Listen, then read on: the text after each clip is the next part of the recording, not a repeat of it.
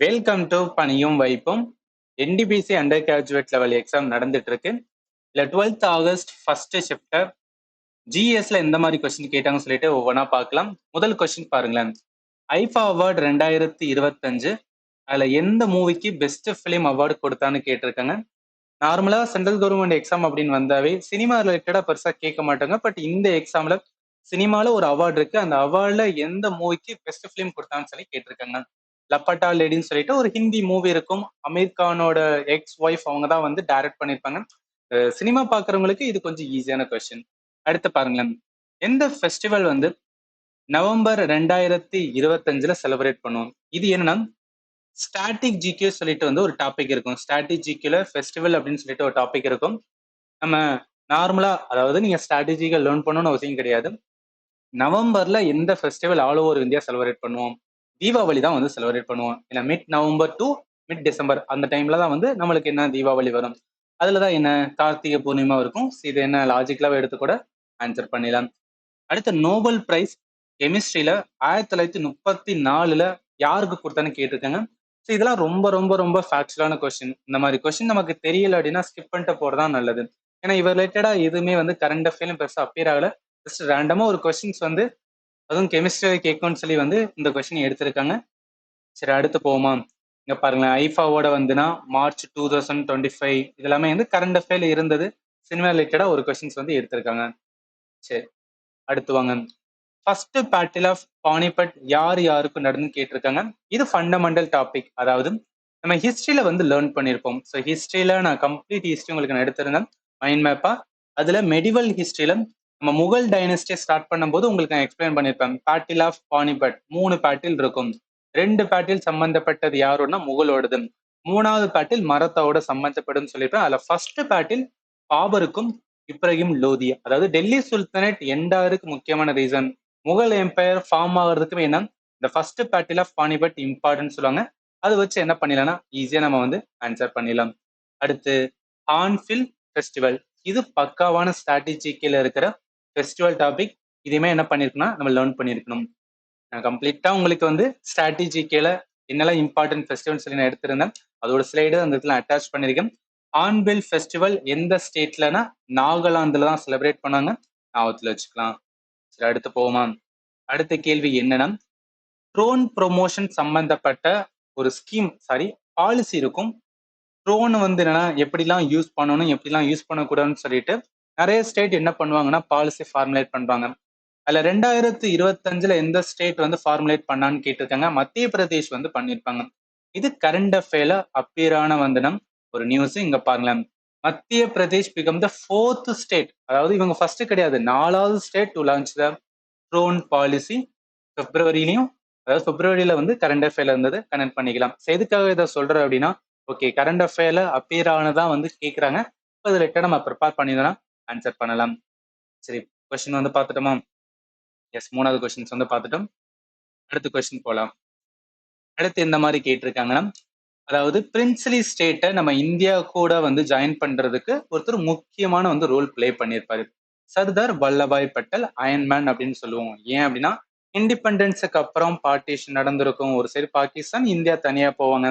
நம்ம இந்தியாவில இருக்கிற சில பிரின்ஸ்லி ஸ்டேட் என்ன பண்ண மாட்டாங்கன்னா ஜாயின் பண்றதுக்கு ரெடியா இருக்க மாட்டாங்க. ஸோ அவங்கள எல்லாத்தையும் என்ன இன்ஃப்ளூயன்ஸ் பண்ணணும், அவங்க எல்லாத்தையும் கண்ட்ரோல் பண்ணி என்ன பண்ணணும், நம்ம இந்தியா கூட ஜாயின் பண்ண வைக்கணும். அந்த ரோலை யார் பண்ணியிருப்பானா சர்தார் வல்லபாய் பட்டேல் பண்ணியிருப்பாரு. இது இம்பார்ட்டன்ட். நம்ம ஹிஸ்டரியில வந்து லேர்ன் பண்ணுவோம், கனெக்ட் பண்ணிக்கலாம். அடுத்து இந்தியா கூட எந்த கண்ட்ரி லேண்ட் பார்டர் வந்து ஷேர் பண்ண மாட்டாங்க அப்படின்னு கேட்டிருக்காங்க. ஸ்ரீலங்கா. ஆக்சுவலி என்ன ஜாகிரபில மேப் ரீடிங் பேஸ்ட் வந்து கொஸ்டின் கேட்டிருக்காங்க. இங்க பாருங்களேன். ஆப்கானிஸ்தான், பாகிஸ்தான், நேபாள், பூடான், பங்களாதேஷ் அண்ட் ஆல்சோ வந்து மியான்மர் இது எல்லாமே லேண்ட் பார்டர் ஷேர் பண்ணுவோம். பட் ஸ்ரீலங்கா கூட நம்ம சி பார்டர் தான் வந்து ஷேர் பண்ணுவோம். அதனால என்ன இந்த கொஸ்டினுக்கு ஆன்சர் வந்து ஸ்ரீலங்கா தான் வரும். சரி அடுத்த பாருங்களேன். கவர்னர் ஜெனரல் ஆஃப் இந்தியான்னு சொல்லிட்டு வந்து ஒரு போஸ்ட் எந்த ஆக்ட்ல கொண்டு வந்திருப்பான்னு கேட்குறாங்க. இது என்ன அதே வந்து மாடர்ன் ஹிஸ்டரி இருக்கும். நம்ம மாடர்ன் ஹிஸ்டரியில கம்ப்ளீட் வந்து பிரிட்டிஷ் ஆக்ட் வந்து நம்ம லேர்ன் பண்ணுவோம். அதாவது ரெகுலேட்டிங் ஆக்ட் 1773 இருந்து இந்தியாவோட இண்டிபெண்டன்ஸ் ஆக்ட் 1947 வரைக்கும் ஒவ்வொரு ஆக்டா பிரிட்டிஷ் கொண்டு வந்திருப்பாங்க. அதை நம்ம லேர்ன் பண்ணிருப்போம் மாடர்ன் ஹிஸ்டரியில. அதுலதான் என்ன சொல்லியிருப்பாங்கன்னா நல்லா கவனிங்களேன். சார்ட்டர் ஆக்ட் 1833ல கவர்னர் ஜெனரல் பெங்கால்னு இருந்திருப்பாங்க. அந்த போஸ்ட கவர்னர் ஜெனரல் ஆஃப் இந்தியான்னு சொல்லி வந்து சேஞ்ச் பண்ணியிருப்பாங்க. First governor general of India யாருன்னா வில்லியம் பெண்டிக். இப்ப இதை வச்சுதான் கேட்டிருக்காங்க. அப்ப ஆன்சர் என்ன வரும் அப்படின்னு பார்த்தீங்கன்னா, எந்த ஒரு சார்ட்டர் ஆக்ட் 1833ல தான் கவர்னர் ஜெனரல் ஆஃப் இந்தியான்னு வந்திருக்கும். First governor general William Bentinck ஞாபகத்துல வச்சுக்கலாம். எல்லாமே ஃபண்டமெண்டல் டாபிக், இதுல நம்ம மிஸ்ஸே பண்ணிடக்கூடாது. சரி, அடுத்த கேள்வி பாருங்க. 1856ல ஒரு ஆக்ட் வந்திருக்கும். அதோட மெயின் அப்ஜெக்டிவ், அதாவது இது modern history, Hindu widow remarriage act, Hindu விதவை மறுமணத்துக்கான ஒரு சட்டம் கொண்டு வந்திருப்பாங்க. இதுக்கு முக்கியமான ரோல் யார் பண்ணிருப்பாங்க? ஈஸ்வர் சந்திர வித்யாசாகர். இவர் எல்லாமே நம்ம டீட்டெயிலா என்ன பண்ணுவோம் அப்படின்னு பார்த்தோம்னா மாடர்ன் ஹிஸ்டரி லேர்ன் பண்ணிருப்போம். ஈஸ்வர் சந்திர வித்யாசாகர் அப்படின்னு சொன்னாவே எதோட கனெக்ட் பண்ண சொல்லுவாங்கன்னா, சைல்டு மேரேஜை ஸ்டாப் பண்றது, ஹிந்து விடோ ரீமேரேஜ் ஆக்ட உள்ள கொண்டு வர்றது, இதெல்லாம் முக்கிய பங்கு வச்சிருப்பாரு. ராஜாராம் மோகன் ராய் பாத்தீங்கன்னா அபாலிஷன் ஆஃப் சதியில வந்து இம்பார்ட்டன்ட் ரோல் பிளே பண்ணியிருப்பாரு. இதெல்லாம் ஞாபகத்துல வச்சுக்கேன். அடுத்து பாருங்களேன், பாஷினி அப்படின்னு சொல்லிட்டு ஒரு பிளாட்ஃபார்ம் இருக்கும். இது என்ன அப்படின்னு பாத்தீங்கன்னா 2025ல ஒரு நியூவா வந்து கொண்டு வந்திருப்பாங்க டெக்னாலஜி. அதோட அப்ஜெக்டிவ் என்னன்னு கேட்டிருக்காங்க. இது நியூஸ்ல அப்பியர் ஆனதை அங்க பாருங்களேன். பாஷினி பிளாட்ஃபார்ம் ரிலேட்டட் டு என்னன்னா, இது வந்து ஒரு ஏஐ, ஆர்டிஃபிஷியல் இன்டெலிஜென்ஸ் என்ன பண்ணுனா லாங்குவேஜை வந்து டிரான்ஸ்லேட் பண்ணி, அதாவது ஒன்றும் கிடையாது. இப்போ நம்ம கூகுளில் போயிட்டு ஏதாவது ஒன்று பார்க்குறோம்னு வச்சுக்கலாம், நம்ம கன்வெர்ட் பண்ணி பார்ப்போம் பார்த்தீங்களா, தமிழில் கன்வெர்ட் பண்ணுவோம், அதே தமிழில் இருந்துச்சுன்னா இங்கிலீஷில் கன்வெர்ட் பண்ணுவோம். இந்த மாதிரி வந்து நம்ம இந்தியாவில் இருக்கிற லோக்கல் லாங்குவேஜ் எல்லாத்துலேயும் கன்வெர்ட் பண்ணுறதுக்காக கொண்டு வரப்பட்ட பிளாட்ஃபார்ம் தான் வந்து இந்த பாஷினி வந்து பிளாட்ஃபார்ம். ஞாபகத்தில் வச்சுக்கலாம். அடுத்து போமா, அடுத்த கேள்வி, ஆர்டிகல் 243B எது ரிலேட்டட் அப்படின்னு கேட்டிருக்காங்க. ஆர்டிகல் 243 அப்படின்னு சொன்னாவே எது ரிலேட்டடா வரும்னா பஞ்சாயத்து ரிலேட்டடா வரும். ரொம்ப இம்பார்ட்டன்ட், ஞாபகத்தில் வச்சுக்கலாம். அடுத்து போமா, அடுத்து பாருங்களேன், ஆர்டிகல் 6 வந்து எது ரிலேட்டட் என்ன? பாலிட்டில ரொம்ப பேசிக்கா எப்போதும் சொல்லுவாங்க, ஆர்டிகல் 1ல இருந்து ஆர்டிகல் 51A வரைக்கும் வந்து நம்ம மனப்பாடம் பண்ணின்னு சொல்லுவாங்க. ஏன்னா எந்த ஆர்டிக்கலை வேணா கேட்கலாம். ஆர்டிகல் 6 எதை பத்தி பேசுனா சிட்டிசன்ஷிப்ல தான் இருக்கும். ஆர்டிகல் 5ல இருந்து 11 வரைக்கும் சிட்டிசன்ஷிப்பை பத்தி தான் பேசும். 6 வந்து பர்டிகுலரா எதை பத்தி சொல்லணும் அப்படின்னா, இப்ப 1947ல பார்ட்டிஷன் வந்து நடக்கும். இந்தியா பாகிஸ்தான் வந்து தனித்தனியா நாடா மாறுறதுக்காக. அந்த டைம்ல என்னன்னா, பாகிஸ்தான்ல இருக்கிற நிறைய பீப்புள் வந்து இந்தியாவுக்கு வந்திருப்பாங்க. அப்படி யாரெல்லாம் பாகிஸ்தான்ல இருந்து இந்தியாவுக்கு வந்தாங்களோ அவங்களுக்கு சிட்டிசன்ஷிப், நீங்க வந்து இந்தியன் சிட்டிசன் சொல்லிட்டு வந்து உங்களுக்கு ரைட்ஸ் இருக்குன்னு அப்படின்னு எதுல சொல்லியிருப்பாங்கன்னா இந்த ஆர்டிகல் 6ல வந்து சொல்லியிருப்பாங்க. அதனால என்ன வரும் அப்படின்னு பார்த்தோன்னா, talk about the citizenship of those who have migrated from Pakistan to India, அதாவது பாகிஸ்தான்ல இருந்து இந்தியாவிற்கு குடிபெயர்ந்தவர்களோட குடியுரிமை பற்றி எதுல பத்தி பேசியிருப்பாங்கன்னா ஆர்டிகல் 6ல வந்து பேசியிருப்பாங்க. அடுத்து புத்தலி அப்படின்னு சொல்லிட்டு ஒரு டான்ஸ் இருக்கா, அது எந்த ஸ்டேட்னு கேட்டிருக்காங்க. நான் கம்ப்ளீட் உங்களுக்கு வந்து நான் ஃபோக் டான்ஸ் வந்து நான் டீச் பண்ணியிருந்தேன். அதுலேயும் நான் செக் பண்ணி பார்த்துட்டேன், ராஜஸ்தான்ல வந்து இந்த மாதிரி ஒரு டான்ஸ் இருக்கிறதா வந்து பெருசாக எங்கேயும் மென்ஷன் பண்ணல. ஜஸ்ட் ஞாபகத்தில் வச்சுக்கலாம், ஏன்னா ஃபோக் டான்ஸ் என்பது வந்து ரொம்ப ஃபேக்சுவலாக இருக்கிறதா. அதில் இந்த மாதிரி ஒரு கொஸ்டின் கேட்டுக்கான்னு சொல்லிட்டு ஞாபகத்தில் வச்சுக்கலாம். அடுத்து சஸ்டைனபிள் டெவலப்மெண்ட் கோல்ல மொத்தம் எத்தனை இருக்குன்னு கேட்டிருக்காங்க. 17 சஸ்டைனபிள் டெவலப்மெண்ட் கோல்ஸ் இருக்கும். இது கொஞ்சம் ஈஸியானது.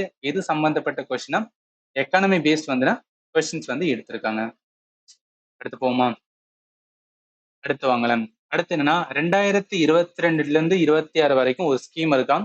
அந்த ஸ்கீம் யூத்துக்கு வந்து ட்ரெயின் பண்ற மாதிரி, அதாவது ஸ்கில் டெவலப்மெண்ட் பண்ற மாதிரி ஒரு ஸ்கீம் வந்திருக்கான். அந்த ஸ்கீமோட பேர் என்னன்னு கேட்டிருக்காங்க. ராஷ்டிரிய யுவா சசஸ்திகரன் காரியக்கரம் தான் என்ன அப்படின்னு பார்த்தோன்னா அந்த ஸ்கீம் சம்பந்தப்பட்டது. அடுத்து 1950-51ல இருந்து 2014-15 இந்த பீரியட்ல அக்ரிகல்ச்சர் லேண்ட் வந்து டிக்ளைன் ஆயிருக்கு. அது எவ்வளவு பர்சன்டேஜ் வந்து ஆயிருக்குன்னு கேட்டிருக்காங்க. 24.4%. இதெல்லாம் ரொம்ப ரொம்ப ரொம்ப ரொம்ப ரொம்ப ஃபேக்சுவலான கொஸ்டின். எதுல மென்ஷன் பண்ணியிருப்பாங்கன்னா எக்கானமி சர்வே, அதே மாதிரி அக்ரிகல்ச்சர் சம்பந்தப்பட்ட நிறைய வந்து ரிப்போர்ட் கொடுப்பாங்க, அதுல மென்ஷன் பண்ணியிருக்காங்க. இதெல்லாம் போயிட்டு ஒவ்வொன்றா எடுத்து நம்ம லேர்ன் பண்ணணும்னு அவசியம் கிடையாது.